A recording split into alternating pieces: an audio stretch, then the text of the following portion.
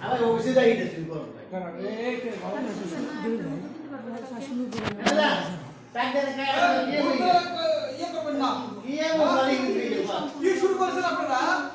এবার ভাই আমাকে দিছেন সমস্যা আমরা পার্টি করছে আশেপাশে